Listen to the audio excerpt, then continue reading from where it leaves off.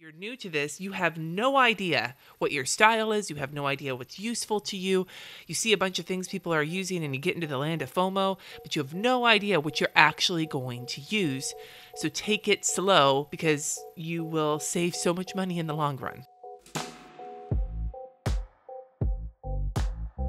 Hi everybody, it is Wednesday, April 3rd. It is day 3 of Plan As You Go, where I am showing you how I use my bullet journal, my Erin Condren horizontal, and my power sheets together in tandem for an entire month. I am having a no makeup day. I am having a wearing sweatpants day. I am having a not feeling great because of womanly problems kind of day. Thankfully, I don't have a lot on my calendar today, which means I can get work done, but I don't have to be accountable to anybody's time. I'm not required for phone calls or streams or whatever. It's this video and because I'm accountable to you all. I am in control and I don't have to face the world today if I don't want to. And right now I really don't want to, which is fun because tomorrow you're going to get to kind of see, if today is a big open day where I can kind of design it how I want it to be, which mostly means snacking and I don't know, taking Tylenol and maybe getting work done in my sweatpants.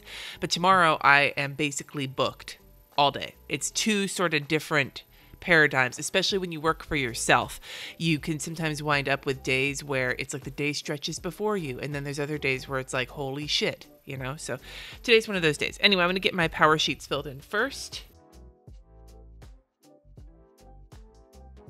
I have done the majority of my quarter one analysis, which I'm feeling really good about. That course, I mentioned it yesterday, the Analyze Your Analytics course, the one I've got an affiliate link for, and the code is Llama Letters. If you want $50 off, it's all linked in the description. Oh, that feels so creepy just to say it, but I mean it because it was really good. Holy shit, I got through it yesterday. I finished it and I have all my spreadsheets, all my information. I have analytics now that have been organized for the last quarter, for the quarter previous, for the last 2 months individually, and for the last 365 days. And I'm feeling really good about some of the stuff I saw. So yeah, that was good. I still need to finish a little bit more of my conclusions from it, and that will take me into planning out my new content. So that's work has been done there. I am mostly done with this. I just need to do a couple more posts and then get set up for next week. And I did not do any of my weekly things. I was going to cook with asparagus last night, but we wound up needing to take care of something after Jesse got out of work, and I didn't have time to do any recipe. Today will probably be a perfect day, so likely I'm going to have to leave the house for a hot minute to pick up some food because we're going to go out tomorrow night to go see Pet Sematary. I will have to leave the house at some point, but it's okay. It's not like you ever see anybody that you know when you're wearing no makeup and sweatpants and looking like a schlub. I swear to God, every fucking time I go out and I'm looking great, I never see anyone I know. As soon as I go out looking like I just rolled out of bed, I run into parent of my kids' friends and somebody from church and somebody from Trader. It's dude, really? Okay, anyway. I did my skincare, did my 100-day project. I'll show you that. I posted it on my Instagram stories last night, and I'm not sure how I'm going to post them on Instagram. I'm thinking maybe one of those little flip-through carousels every few days, so I don't just flood the feed with it. Flowers, yay! I did that with my patrons yesterday in our Facebook group. I think today I want to focus on getting some more of this planning done, finishing both of these up, getting more of this planning done. I did some of this 30-day analysis too, actually. I'm going to work on some of those things. I may meal plan today instead of tomorrow because I think that might take something off my plate. I'm not sure yet. I'll think about it. But yeah, so I'm going to definitely work on some of these things today because I'm going to have the time to. So I'm getting into my Erin Condren for the day, and I told you guys that I wasn't going to be taking questions from yesterday's video because I had so many from the first video, and today I'm going to be handling those. They actually fall into 3 categories. The first category is planning, the second category is podcasting, YouTube technical kind of stuff, and the third category is about my church. So I'm going to just answer them kind of in batches, and I'll answer the planning ones now while I'm looking at this. Rescheduled date night for Thursday night. I have something else to add to Thursday while I'm at it. I'll do that first. I have a meeting tomorrow morning at 7.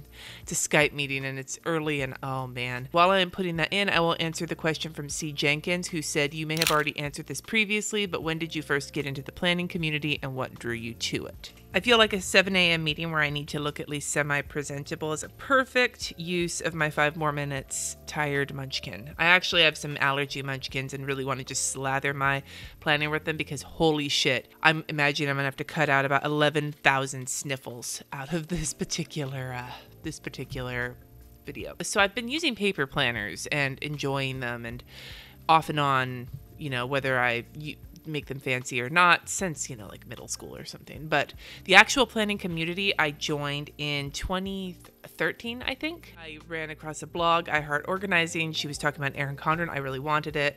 And when I finally decided I would be able to spend the $50 or whatever on it, I found the We Love EC group, which at the time only had a couple thousand people in it. I wanted to learn more about these planners that I was about to drop a chunk of change on. And when I saw how people were starting to use stickers and stuff in them, I was like, oh, that's cool. At the time I was working for Trader Joe's, doing all my creative work 8 hours a day there, and so it gave me an outlet. That's why. Looking at Wednesday, so as you see, the only thing I had to do is renew this PO box, and I'm actually gonna move that, I think.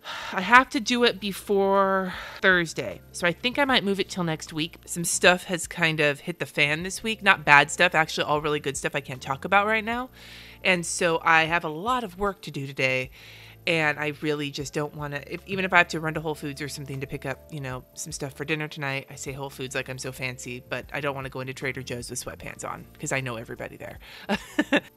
Just going and taking care of that right now is going to be one extra thing. Because you know how when you leave the house, it's not just the time it takes to do the errand, it's the time it takes to drive to do the errand and to drive back and to get dressed and all those. And I just don't want to today. It's not just not enough time. I don't want to. I have cramps. Anyway, sorry, too much information. Moving forward, so I think I'm going to reschedule that for next week. Then look at this, it's a wide open day. I mean, there'll be 2 rescheduled things on it, but I have plenty of space here to kind of plan my day. And so that's what we're going to do. And that's going to be interesting because normally when I go into a day, I have, like, you can see here, I have stuff already on it. And today I don't. I'm not going to start my sermon today because I'm in a work mode and I really want to focus on work so that tomorrow, assuming I have any time, I will start my sermon. If I can get at least the intro to my sermon written tomorrow, I'll be happy because on Friday, I've got some stuff, but I should also be, God, fucking sermon this week, I swear to God. Of everything, this week has just had all sorts of things go like kablam! And now I'm like, oh, and I have a sermon to write. Damn it. Okay. Second question in the planning category is from Evan G, who said, what are some of your best tips for someone who is new to the planning? Now, I have made some videos about this before, and I probably will make more, but my biggest tip to somebody who is new to all of this is do not buy all the shit. Don't buy everything. Do not go hog wild with purchasing, because if you're new to this, you have no idea what your style is. You have no idea what's useful to you. You see a bunch of things people are using and you get into the land of FOMO, but you have no idea what you're actually going to use. So take it slow because you will save so much money in the long run. I'm just grabbing a rescheduled sticker from Krissyanne Designs. I'm going to use this reading munchkin to finish Q1 analysis because that's cute. Which it says it here and it says it here, but by the way, I did send all of my urgent emails yesterday, so go me. I did everything here except for go to the pharmacy. Shit, I should do that today. Oh, I'm gonna have to see people today, aren't I? Oh, I'm not putting that on here though. We'll see how I feel. Today's one of those days where I'm like, maybe I should do the mail order pharmacy. It's my second word of advice. Strongly resist the urge to do what some people on YouTube do and get hella different planners to use at once, because you have no idea what you need yet.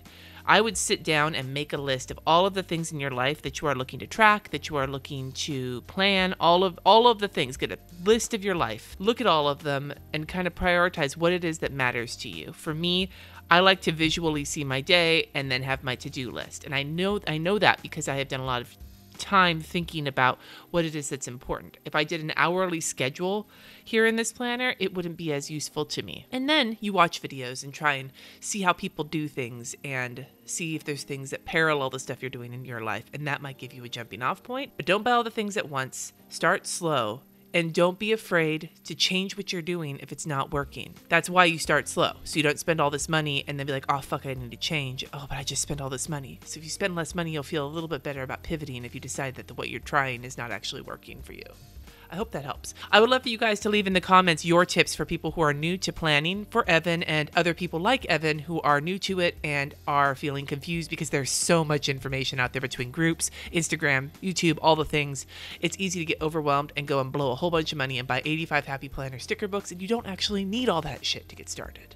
So I'd love your tips in the comments below. So I think I'm going to put on here is just a gigantic map out yo shit. There are several projects that I am either in the midst of starting or exploring right now, some of which I can talk about, like the book club, some of which I can't talk about yet, but I will eventually, and I will let you know as soon as I can, although my patrons will find out first because that's how I live my life. I'm overwhelmed. Yesterday, I was talking to both my husband and some other people about how overwhelmed I was, and I need to just sit down and get some Post-its, maybe some index cards. You guys have seen me do that before. I'll link that up in the cards. All of the things that I'm working on right now.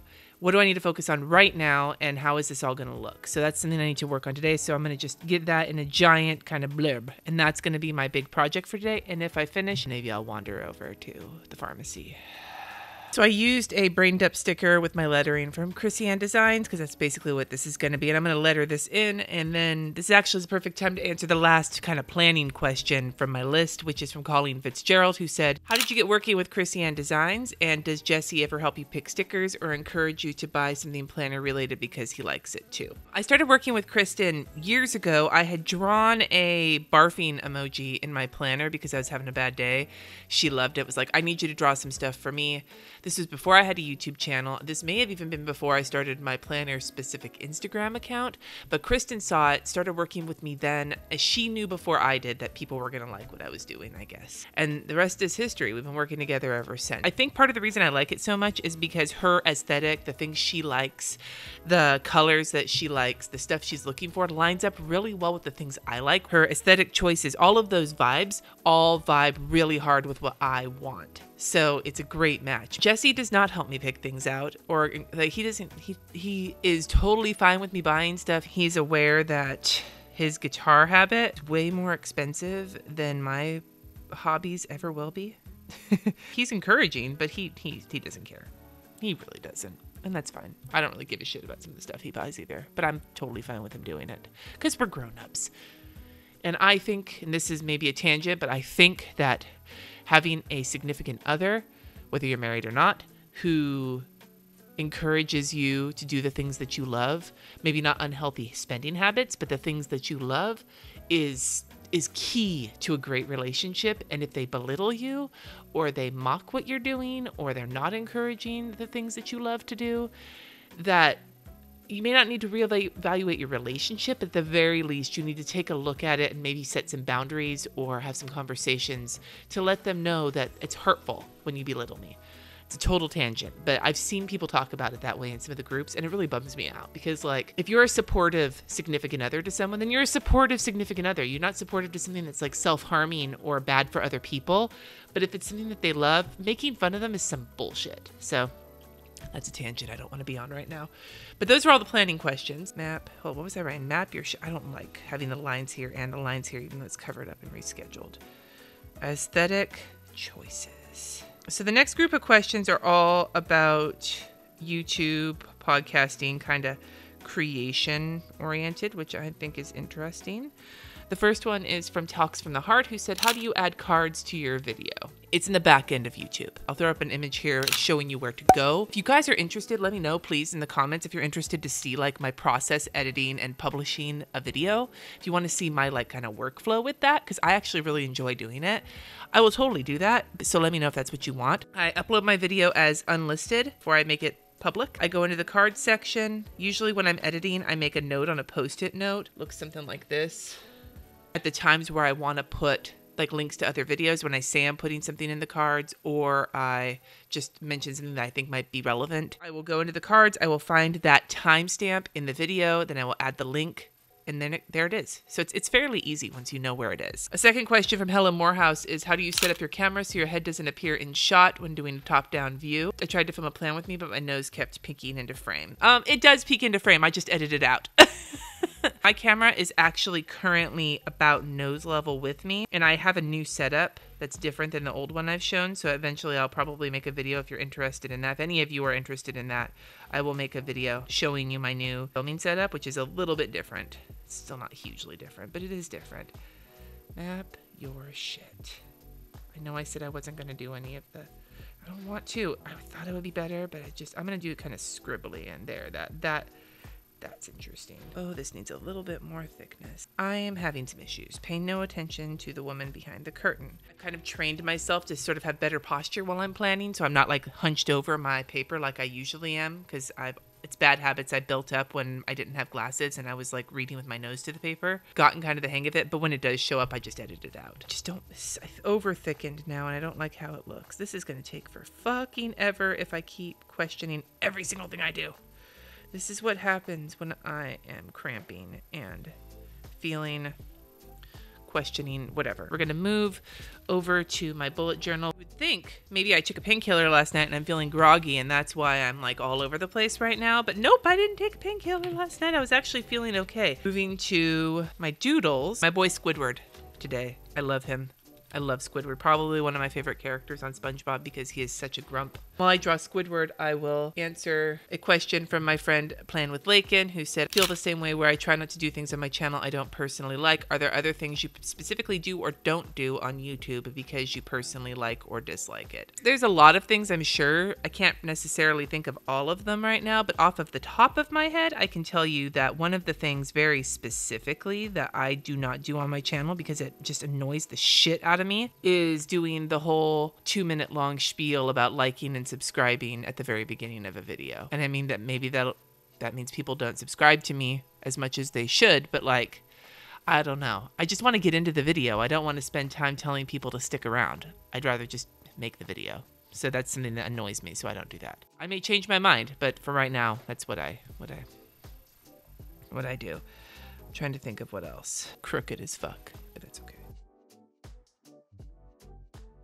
Another thing I don't like that I don't do on my channel, I actually have been planning to try it, but over like a speed paint or something, or a time-lapse video, whatever the case may be, where I tell a story or do something like that. I've been thinking about trying some different things out. I may do a voiceover, but over like Plan With Me's. I'm just not a fan of Plan With Me's where people voice over and talk about what they did. I like the idea of talking about what you're doing while you're doing it and explaining it while you're doing it. And so voiceovers just don't appeal to me. I also don't like how they sound. I feel like a lot of voiceovers sound super canned and scripted. Even if they're speaking off the cuff, it still sounds, I don't like podcasts that sound canned and scripted either. That's why I try to avoid that with my podcasts. So like, I know some people write scripts for their YouTube videos. I've never done that, and I don't think I ever will. I might make notes if it's something I want to remember to cover, but I'm not going to ever write a script and, like, follow it because I just like the sound of people being conversational and off the cuff, and I dislike not sounding that way. So that's kind of the big thing that I know a lot of people do that I don't do, and I'm fine with it. I'm going way too low. Holy shit, my Squidward is long in the mouth. Normally I don't go and fix my doodles. I did a little bit here. I'm fixing this one because this is what happens when I talk while I doodle.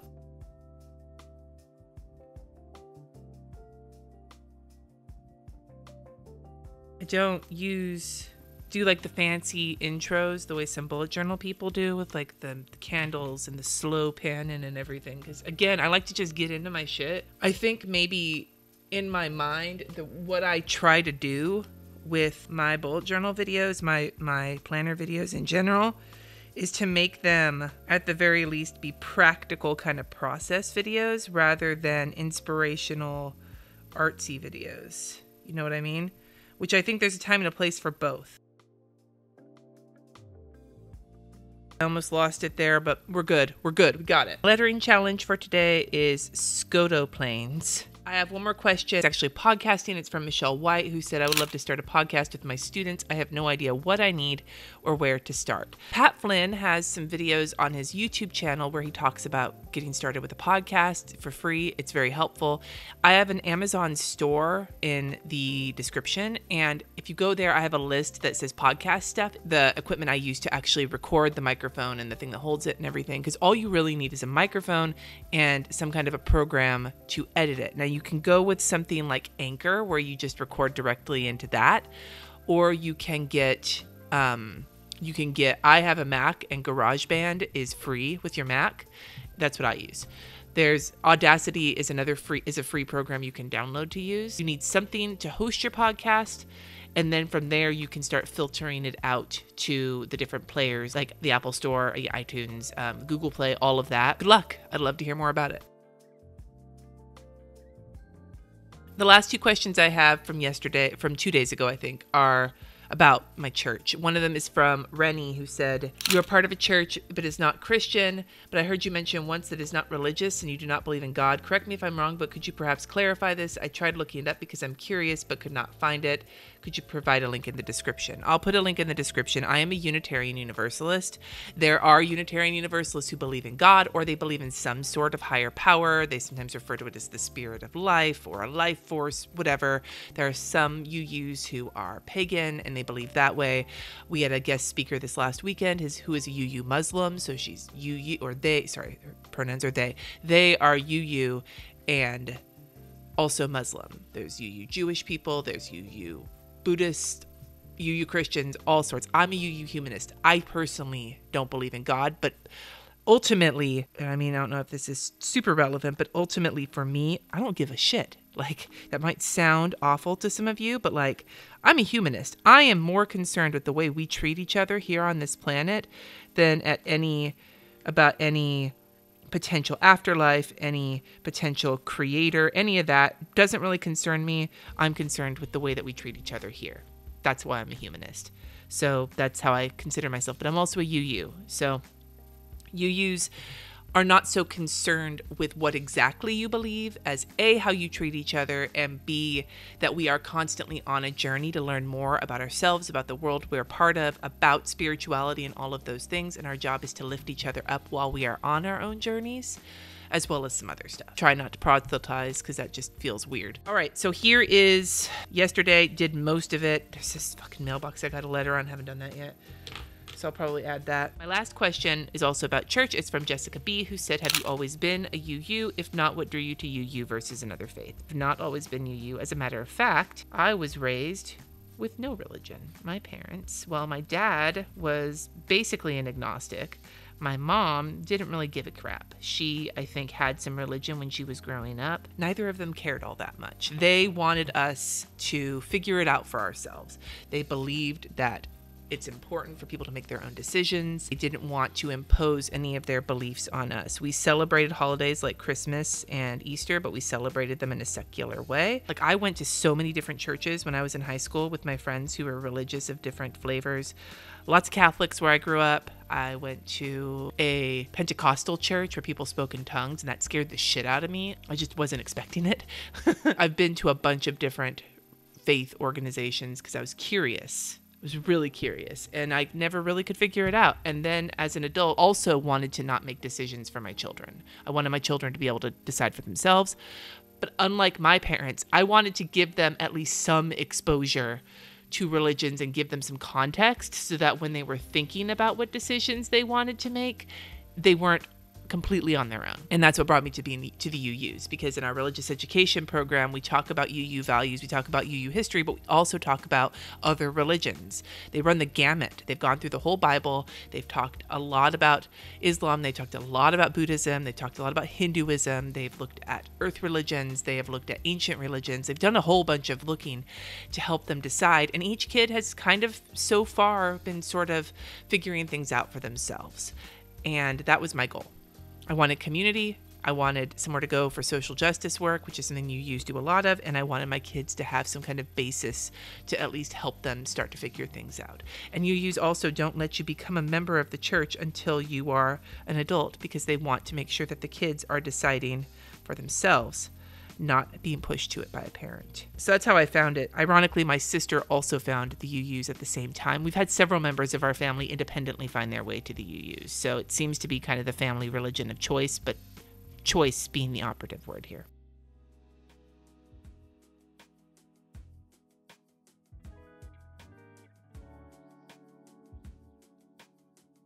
Here's my list. This map out big projects is actually kind of many things in one, but I'm going to do that separately. I answered all my questions. I think I'm doing good. So if you have any questions for me for tomorrow's video, be sure to use the word question so I can find it, because I'm just going to just do a search and find all of the questions on today's video to answer in tomorrow's. I hope this was interesting. And like I said, today, aside from any questions, I would love for you to tell me in the comments below any tips that you have for people who are new to planning, who may be overwhelmed. Let them know your best tips, your best ways. Maybe I'll do a video on this later where I can kind of talk about people's tips. That could be cool too. I'm trying to think of new things to do because I'm interested in doing new things. So I'm sort of, if you guys can't tell, I'm kind of fishing for it right now. Fish, fish, fish, motherfucker. So bite. Anyway, you guys have a wonderful day. Thank you so much for watching. Now is the time I tell you to subscribe if you haven't already, and I will see you in tomorrow's Plan As You Go video.